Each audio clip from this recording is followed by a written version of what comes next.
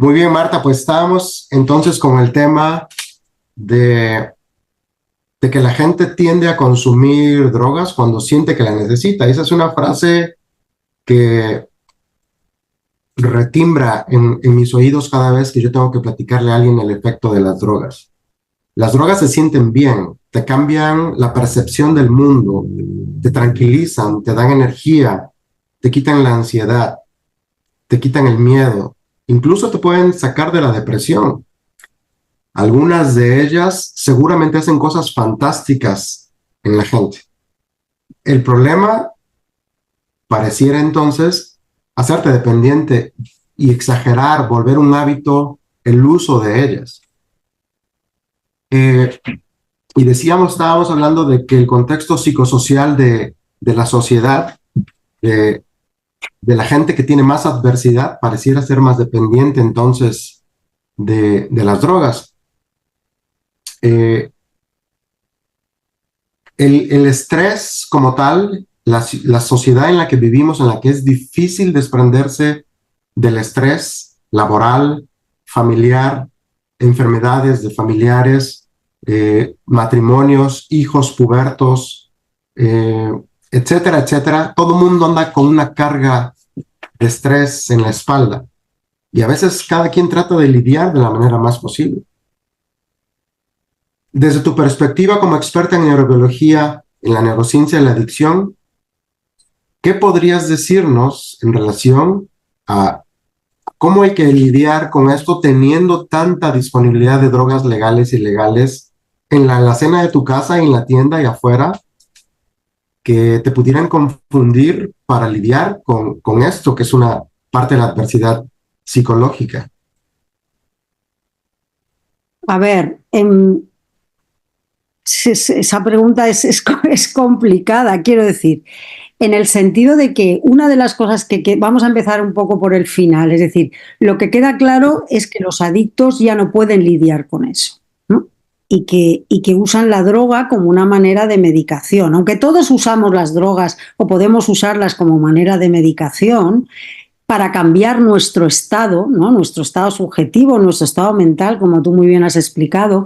Es verdad que la diferencia entre una persona adicta y la que no es adicta es la capacidad de control. Es decir, el decir paro es paro porque tengo otros objetivos, ¿no? Entonces, en lo que creo que la neurociencia, o sea, lo que la neurociencia nos ha enseñado es que lo fundamental para la adicción y para protegerse de la adicción es tener, primero, otras cosas que te interesen. Que no sea solo tomar, otras cosas que te interesen.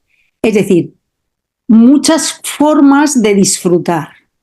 Por eso está muy bien hacer deporte, está muy bien ir al cine, está muy bien salir con los amigos, está muy bien que no sea solo tomar lo que me cambia este estado, ¿no?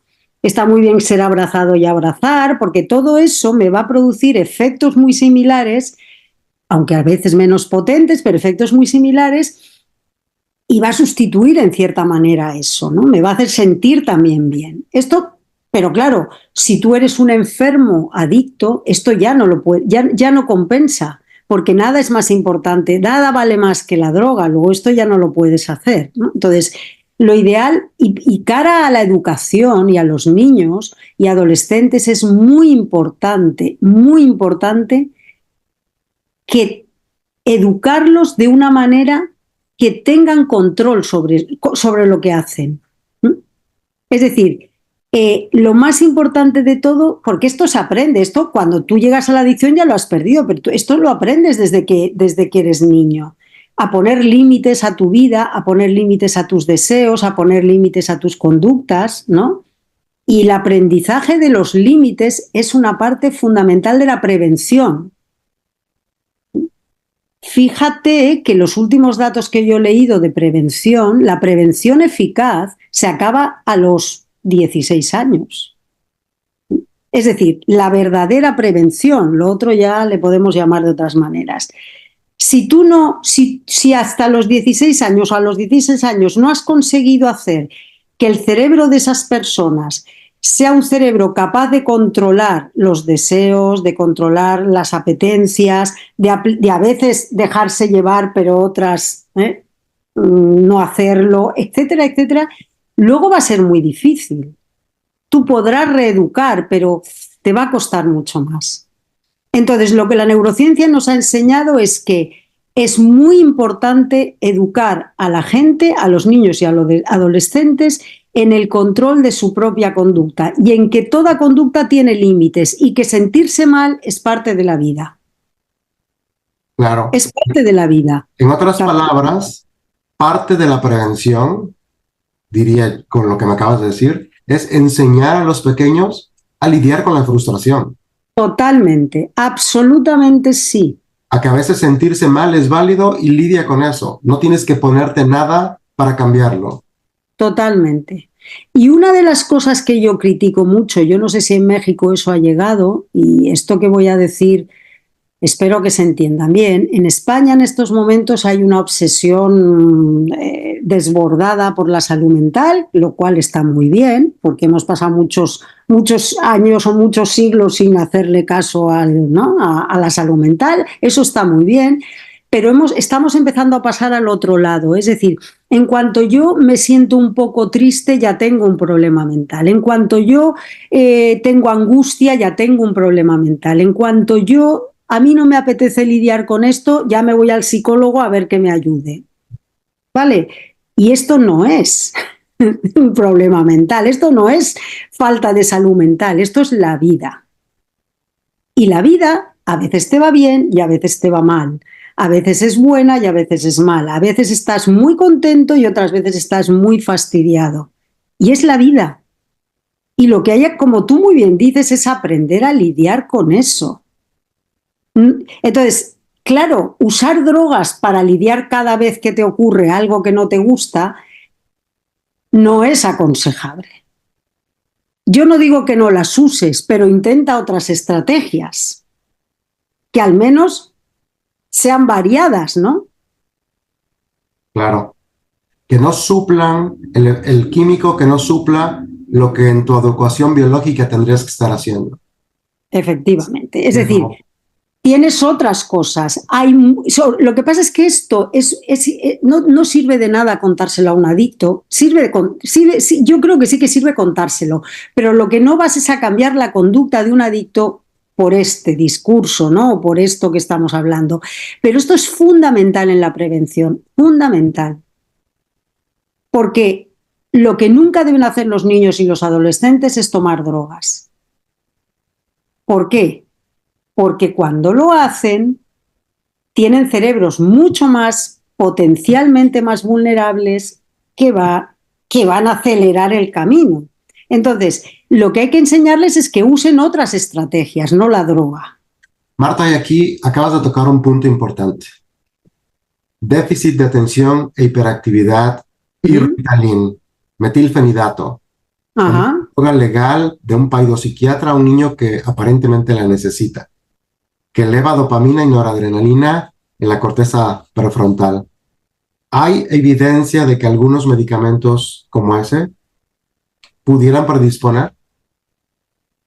No. De lo que hay evidencia es que si no tomas esos medicamentos, o sea, la enfermedad en sí misma, ¿no?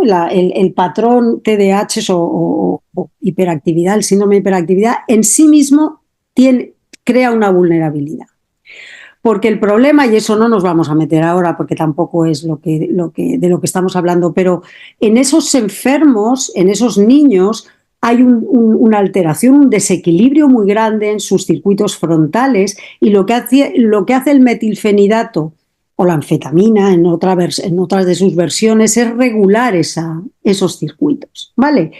Y en ese sentido es necesario, no diría que bueno, porque aquí las cosas no son buenas o malas, es necesario, pero claro, sabiendo que son drogas con un potencial adictivo, por tanto, se tienen que controlar muy bien por expertos, por médicos expertos en esas enfermedades.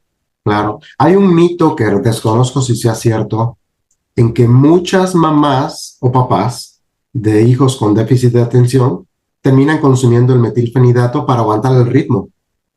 Ya, puede ser.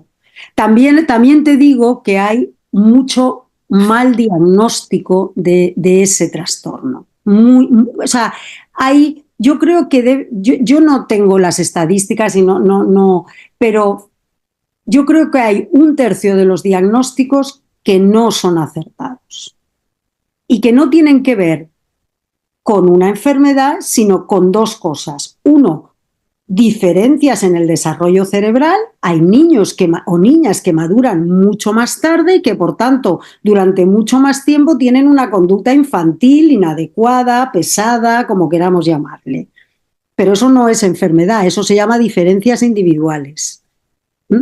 Y luego hay otro factor, y es que si yo, como padre, pues no tengo mucho tiempo para ocuparme de mi hijo y mi hijo es un niño que se mueve mucho y que me da mucho la lata, a lo mejor me conviene más que este niño sea diagnosticado de algo.